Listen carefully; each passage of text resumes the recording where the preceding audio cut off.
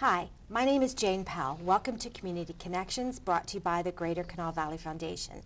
This is a show showcasing community involvement, and today I have a guest that I've known for a long time, and I'm so happy she's here. Margaret Taylor, Director of the YWCA Sojourner Shelter for Women and Homeless Families. Margaret, I'm so glad you're here. Thank you. Thanks for having me. I'm glad to be here. Your program is great, and I want everyone to hear about what you do because I think it's so much more than what people know. But let's just start out. What is Sojourners? Sojourners is a shelter for homeless women and families, and we have a capacity for 75 individuals, and services is provided to single women with or without children, and our intake family is man and wife with or without children, or man that has custody of his children. And the services also include veterans and their families. 75 beds. That's a lot of people. And I know Sojourners is a program of the YWCA of Charleston, one of many programs. Yes. But you guys have your own space, and I know you manage that program closely and have done so for a very long time. So we're so lucky to have you. Thank you. So 75 beds, but Sojourners is more than just beds. Yes, Sojourners is far more than that, and we're located at 1418 Washington Street East, and our facility is open 24/7. So if there is a need in the middle of the night or a community has someone that are in need of shelter, they can bring them to the facility.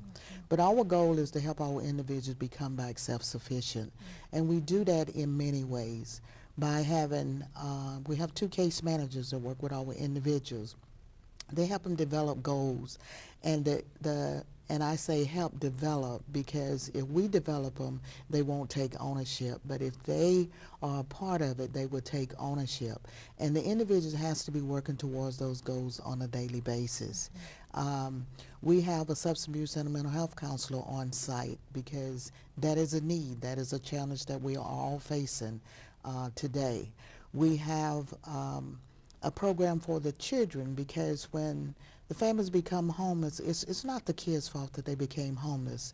So we have 2 spaces, well actually they're all over, but 2 specific spaces, and one of them consists of a lab, and there's 2.5 staff in there, and what we do is help bridge the gap between the school system and our kids, because by the time we get them, they've already been to 2 or 3 different schools. Now, Margaret, I've had a chance to tour your facility.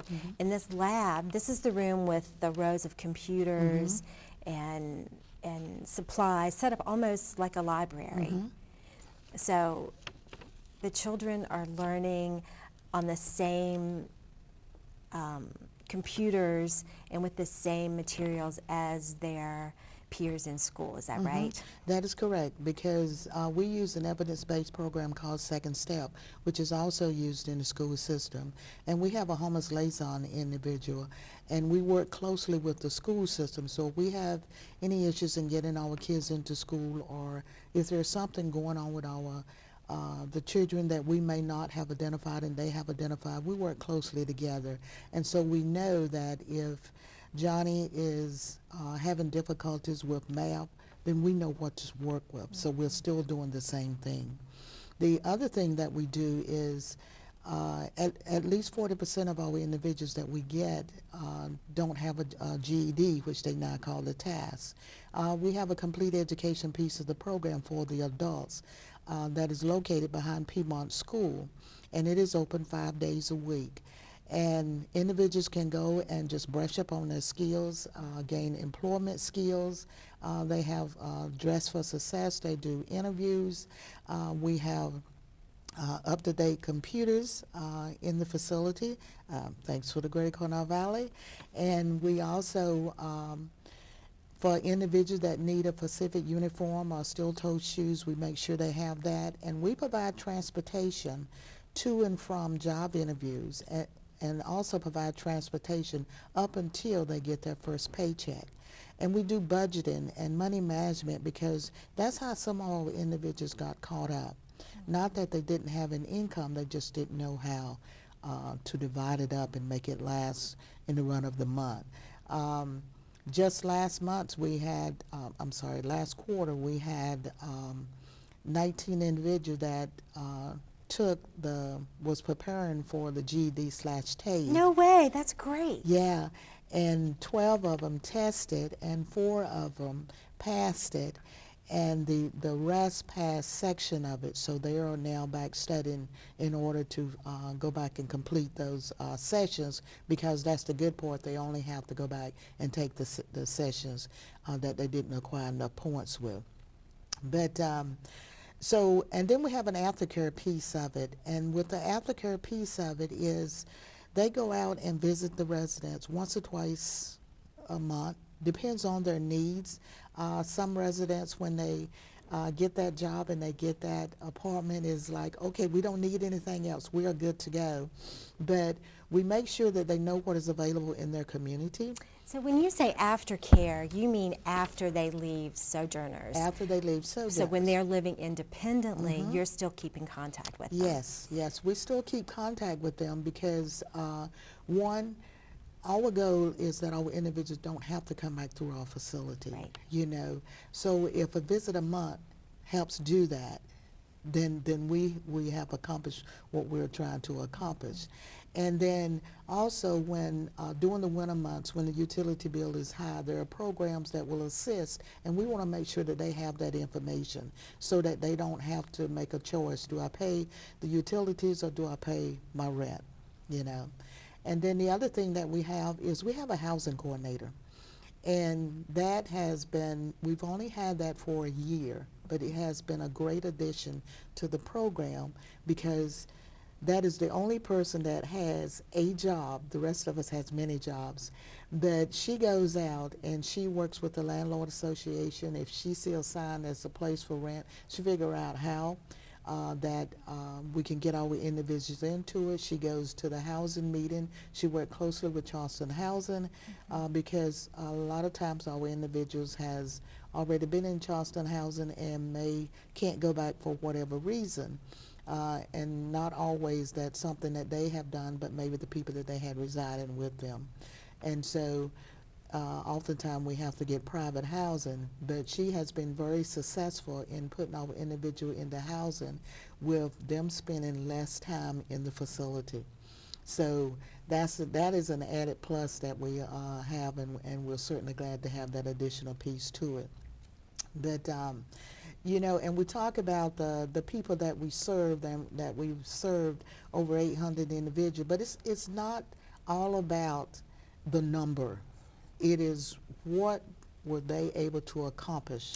Well, through our yes, I program. agree with you, but I think we just have to acknowledge that number because when you say 800 individuals, you're talking about in 1 year. Yes, yes. So a 75-bed facility is seeing over 800 people in 1 year. What is the average stay of someone? The average stay is about 3 months, but it can vary because with the housing coordinator being there, we have placed people in less time.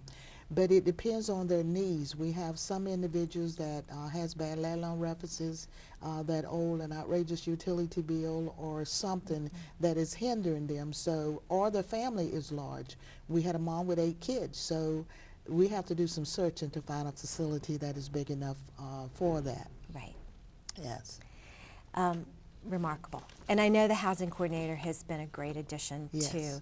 to the program, and that she's dedicated to finding everyone safe and healthy housing. So I know what you do for adults. So you have the Job Readiness Center that's there. You're doing the aftercare when they move out. Let's talk a little bit about the children.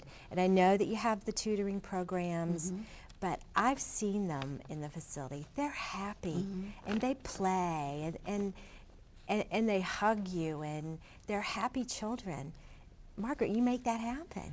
Well, it's a team effort, you know, because everyone plays a part. I tell them there's no one job more important than the other one. And just the fact that we're able to provide things for the kids as well as the entire family that they may or may not would have had access to. But a lot of that is done through the community. Because for example, we have the Adopted Family Project during the holidays, and individuals and groups and organization comes in, or they call and they say, I want to adopt a family, or we have some individuals that just want to adopt the adults because someone has swept up all of the families. But everyone in the facility, you know, has a list, and they put on that list what they would like to have for Christmas, with the understanding that they may or may not get all those things. But oddly enough, they end up getting everything that they have on their list. That's great. And the sad part is that for some it's the best Christmas that they ever had. You know, I say it's sad that because they have to have it in a homeless facility, but we are glad that we are there, because otherwise these individuals may end up in the streets of Charleston, living on the streets or in abandoned buildings or places like that. But we also have other people that comes in and volunteers and do special dinners for us, you know, that comes in, and just the residents don't have to do anything but come in and enjoy a great meal or an activity, or that comes in, volunteers that come in that literally takes pictures of our individual, because let's face it, the majority of our individual, and we could ask ourselves, how many family pictures do we really have? That's right. You know, so they literally comes in and take photos of the families, and they frame them and bring them back to them. I mean, how That's great incredible. is that? We have an artist that come in, and he literally sets it up just like the real deal, like he's teaching adults, and has our kids there, and they're following his instruction well. And they have individual canvases Yes. and paintbrushes. The whole thing is all set up. They don't have to reach in anyone else's in order to get their paint.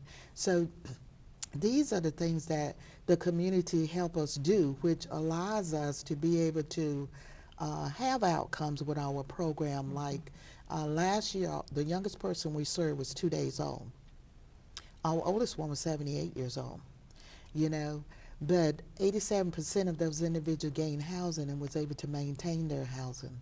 We provided over 20,000 shelter nights for individuals to be able to stay. We provide over 80 nutritious meals and 2 healthy snacks for our individuals, so we address hunger in the facility.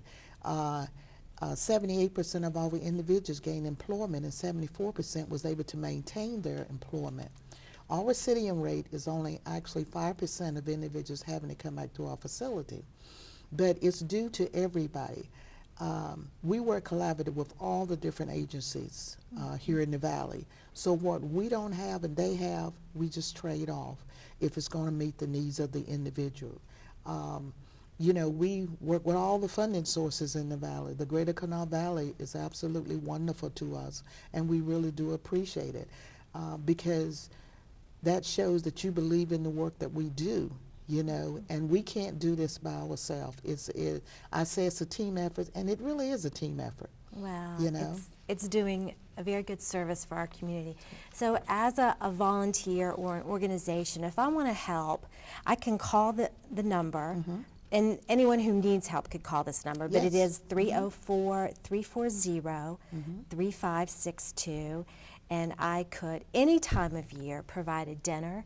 I can come over and cook spaghetti for the residents.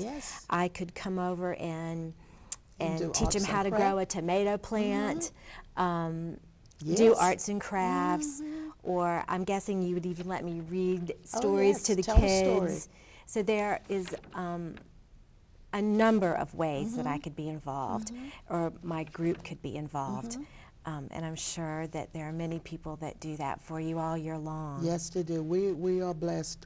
Charleston is a caring community, and y'all help us hold true to our, what we say is that we give them a bed and we give them the reason to get out of the bed. But we can't do that without everyone's help, whether it is monetary, financial, or whether they're assisting us with our fundraisers. Yeah, It's Margaret, team. thank you so much for being here and telling us about Sojourners. It's great. I'm so glad Charleston has the facility. I'm so glad Charleston has you. Thank you. So thank you so much. And you. thank you all for joining us. This has been Community Connections, brought to you by the Greater Kanawha Valley Foundation. We'll see you next time.